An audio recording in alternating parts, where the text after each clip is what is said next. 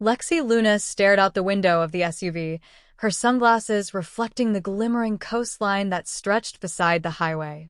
The road twisted and turned like a lazy river, guiding them northward along California's Pacific Coast Highway. With the breeze threading through her chestnut hair, she allowed herself to exhale, really exhale, for the first time in months. In the driver's seat, her husband, James, had one hand on the wheel and the other resting casually on the armrest. His eyes were focused on the road, but a gentle smile played on his lips. In the back seat, slouched with earbuds in and hoodie up, sat Caleb, James's 17-year-old son from his first marriage and Lexi's quiet, complicated stepson. This vacation had been Lexi's idea. A road trip up the coast to Oregon. Nothing too fancy, but long enough to get away from the noise of their everyday lives. She hoped it would be more than a break. She wanted it to be a bridge. The truth was, despite her 3 years of marriage to James, she and Caleb had never quite figured each other out. He was polite, always courteous, but distant. Conversations were short. Smiles were rare. And time together often felt more like shared space than shared experience. They stopped for the night in Big Sur. Their cabin was perched on a cliff overlooking the ocean. As the sun dropped behind the waves, painting the sky in hues of fire and gold, Lexi sat beside James on the porch, watching the horizon. Caleb lingered inside, half glued to his phone, half listening to music. "Think he's okay?" Lexi asked quietly. James shrugged. "He's 17. This is about as okay as he gets these days." Lexi chuckled, but there was sadness in it. "I just wish I could reach him." James turned to her. "You're doing better than you think. He notices. He just doesn't know how to show it." The next morning, they resumed their journey, passing redwood forests and winding mountain roads. They stopped at a local diner, where Lexi insisted they try Marionberry pie. To her surprise, Caleb actually laughed at her enthusiasm, a real, genuine chuckle that made her heart lift. It was small, but it was something. By the fourth day, they reached Cannon Beach, Oregon. The air was cooler, briny, and crisp. Their rental was a cozy beach house nestled among tall grass and driftwood. It had a wall of windows that opened out to the sea, a wood-burning stove, and shelves filled with old books and board games. That evening, as they walked the beach, Lexi tried once again to draw Caleb into conversation. "Your dad tells me you've been thinking about studying marine biology?" Caleb hesitated, kicking a stone as they walked. "Maybe," he said. "I like the ocean." "That's awesome," she replied. "There's a tide pool walk tomorrow morning. A local guide takes you out during low tide to see all the marine life. Anemones, starfish, crabs, that kind of thing. Wanna go?" He shrugged. "Sure." That "sure" was the most promising thing she'd heard from him in weeks. The next morning, they woke at dawn and made their way down to the beach, where the tide had pulled far out, exposing wet, glistening rocks and shallow pools. Their guide, a cheerful woman in her 50s named Nora, led the group across the shore, pointing out creatures hidden in crevices. To Lexi's delight, Caleb asked questions. Smart ones.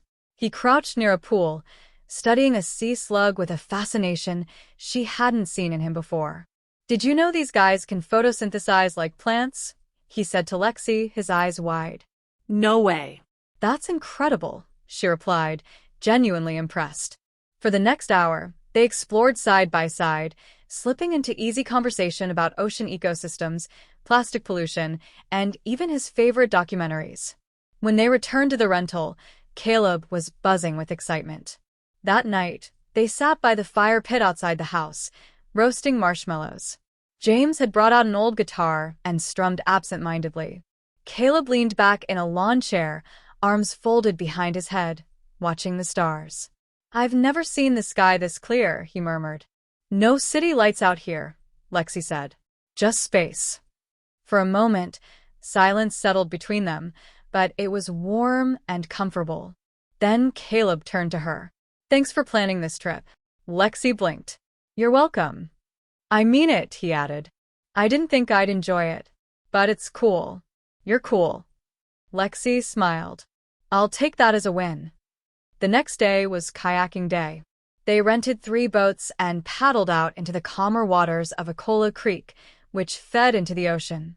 It was peaceful until it wasn't. A sudden shift in tide created a strong current, and Caleb, paddling too close to the rocks, got caught.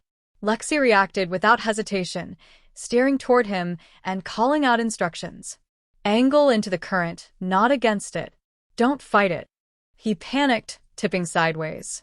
Lexi grabbed the back of his kayak with one hand, anchoring him while James paddled over to help.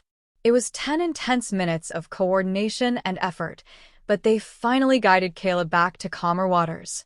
When they reached the shore, Caleb was soaked and shaken but safe. He looked at Lexi with wide eyes. "You didn't freak out." She smiled, breathless. "That's parenting for you." He gave a weak laugh, but it was genuine. "You were awesome." Later, after warm showers and a shared pizza, he offered something rare, a hug. It was quick, slightly awkward, but to Lexi, it meant the world. The final days of their trip were marked by a sense of quiet ease. They explored tide pools again, visited local bookstores, and took silly photos with Haystack Rock in the background. Lexi and Caleb teamed up during a trivia night at a seaside cafe and won second place. James, watching from the sidelines, grinned like he'd just witnessed a miracle. On the last night, they sat in a circle on the porch, wrapped in blankets. The moon cast silver light across the beach. "Best part of the trip?" Lexi asked, sipping hot cocoa. "Kayaking," James said. "Adrenaline and teamwork."